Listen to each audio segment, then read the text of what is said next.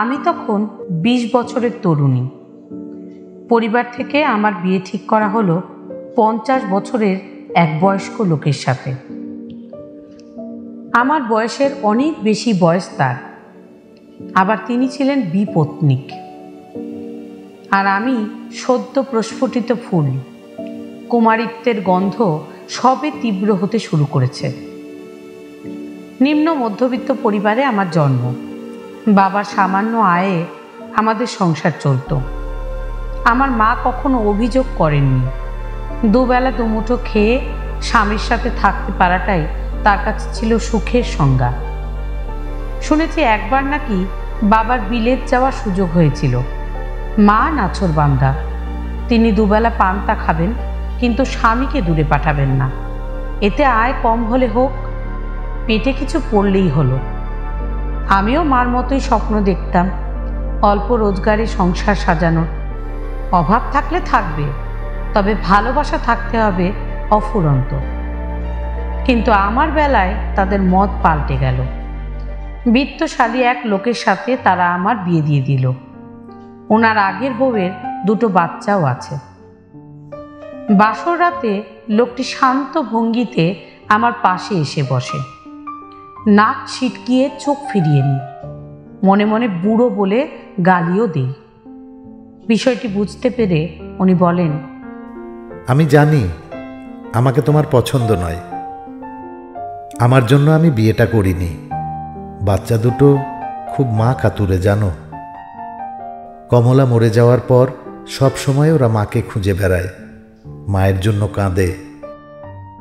আমি তোমার কাছে স্বামীর অধিকার চাইতে আসিনি, তবে অনুরোধ করে বলছি, বাচ্চা দুটোকে আগলিয়ে রেখো। কঠিন স্বরে তাকে বলি, আপনার বাচ্চাদের আমি খেয়াল রাখব, তবে আমি পড়াশোনা চালিয়ে যেতে চাই। আর আমি বাচ্চাদের নিয়ে আলাদা ঘরে থাকব, সেই ঘরে আপনি যেতে পারবেন না। উনি হেসে বলেন, বেশ, তুমি যা চাইবে তাই হবে। এখানে তুমি নিরাপদেই থাকবে।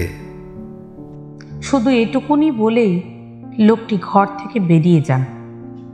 আমি অবাক হয়ে চেয়ে দেখি তার প্রস্থানের পথ। বুড়োকে আমার সহ্য হতো না ঠিক, তবে তার বাচ্চা দুটো খুব দ্রুত আমার মনে বিশাল আকার জায়গা করে নেয়। গর্ভে ধারণ না করেও যে মা হওয়া যায় তার বাস্তব প্রমাণ ছিল তারা।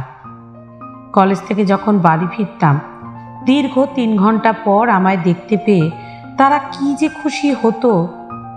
মা ডাকের সমসুরে তারা আমার তৃষ্ণার্ত প্রাণ ভিজিয়ে দিত। একবার প্রচণ্ড জ্বরে কাতরাচ্ছিলাম। বুড়ো খুব উসখুস করছিল। অস্থিরতা নিয়ে আমার ঘরের দরজার সামনে অনবরত পায়চারি করছিল। তার ভেতরে ঢোকা বারণ। বাচ্চা দুটোর একজনের হাতে ওষুধ, আরেকজনের হাতে জল ভর্তি বাটি দিয়ে ফিসফিস করে বলেছিল, মার জ্বর হয়েছে, মাকে ওষুধ খাইয়ে জলপট্টি দিয়ে দাও, যাও। বাধ্য ছেলে মেয়ের মতো তারা আমার মাথায় জলপট্টি দিয়ে দিয়েছিল। গুটি গুটি হাত জোড়ায় ভাত মেখে আমায় খাইয়ে দিয়েছিল। আর বুড়ো দরজার সামনে দাঁড়িয়ে অপেক্ষা করছিল। হয়তো ভাবছিল কখন ওপর মহল থেকে অনুমতি প্রদান করা হবে, ভেতরে আসতে পারেন। বুড়োর ঘর পেরিয়ে আমাকে রান্নাঘরে যেতে হতো। প্রায় সময় দেখতাম তিনি তার প্রথম স্ত্রীর ছবির সামনে পাথরের মতো দাঁড়িয়ে আছেন, হাত দিয়ে ছুঁয়ে দেখছেন। প্রথম দিকে বিষয়টা ভালো লাগলেও পরের দিকে খুব রাগ হতো। কেন হতো বুঝতে পারতাম না। পুজোর আগের দিন আমি রান্নাঘরে পায়েস রান্না করছিলাম। বাচ্চা দুটো বায়না করেছে তারা গুড়ের পায়েস খাবে।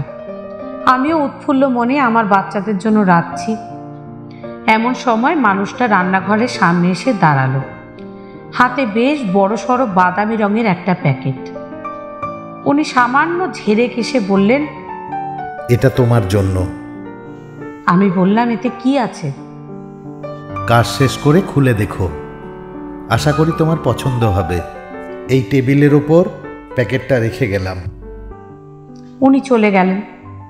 আমি রান্না শেষ করে প্যাকেট হাতে নিয়ে নিজের ঘরে চলে এলাম।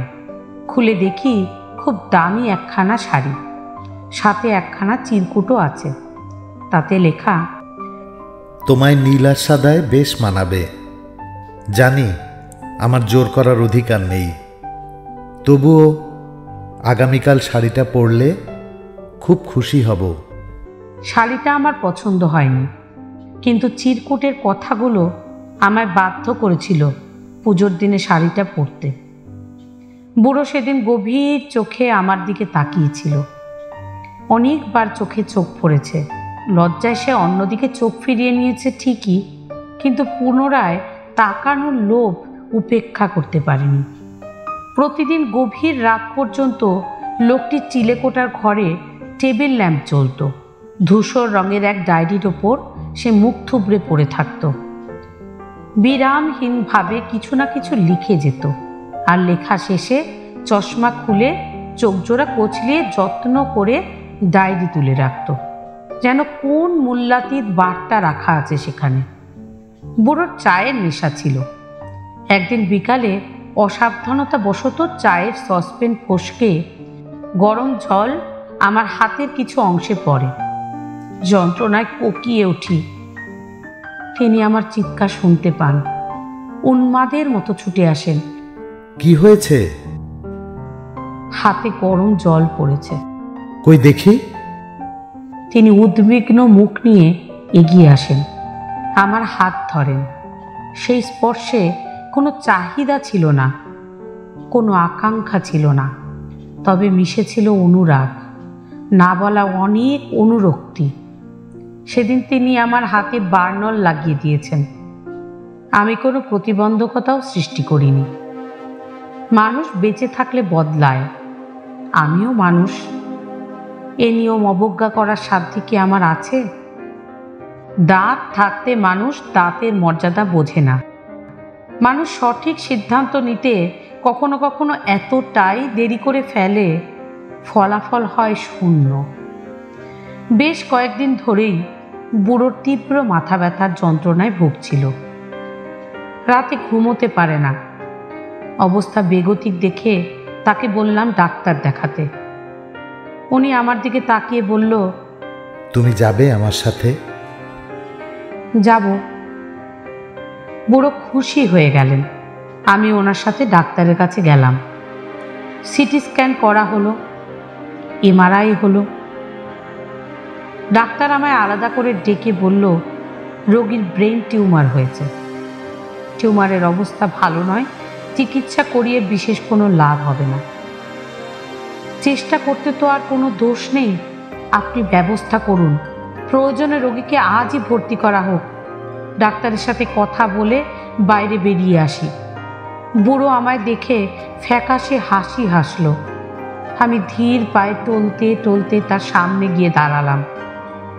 আমার বিবাহিত জীবনে সেদিনই প্রথম তাকে জড়িয়ে ধরি, দুই বাহু প্রসার করে জড়িয়ে ধরি।